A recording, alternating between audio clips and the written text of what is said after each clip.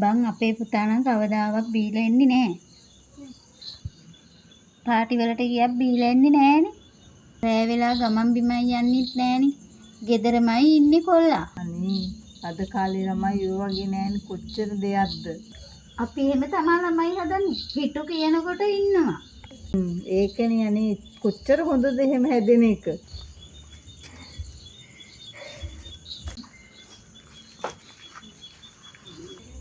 නැන්දේ අන්න අයියා හොඳටම බීලා පාරේ වැනි වැනි එනවා.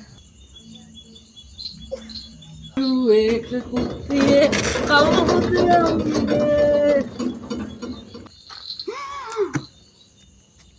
බලපංකෝ අක්කේ කවදාවත් නැතුව කොල්ලා අද බීලානේ. ඒකනේ බලහංකෝ. හිටපංකෝ තාත්තා එනකන් උඹට ඉල්ලා දෙන්න මං. A few moments later.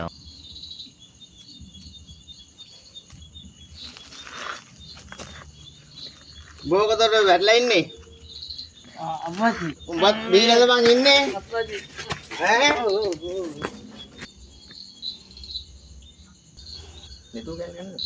අප්පච්චි අම්මගේ සිටුේෂන් එක මට කල් තියා වැටහුණා. අප්පච්චිට කෙසේ වැටහෙයිද කියලා මම දන්නේ. ඒ නිසා මම මෙතනින් කැපෙනවා. මං කැපෙනවා. කොල්ල ගණන් ඔය කොස්ස ආනන්දේ කොස්ස.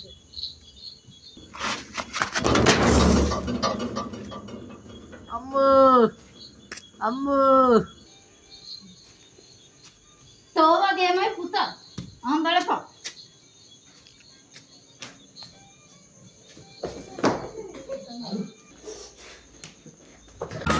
සුමිහිරි පානේ පදමට ගාලා එට මැරුණත් හිතට සපයි අත ජොලි කරලා සුමිහිරි පානේ පදමට ගාලා එට මැරුණත් හිතට සපයි අත ජොලි කරලා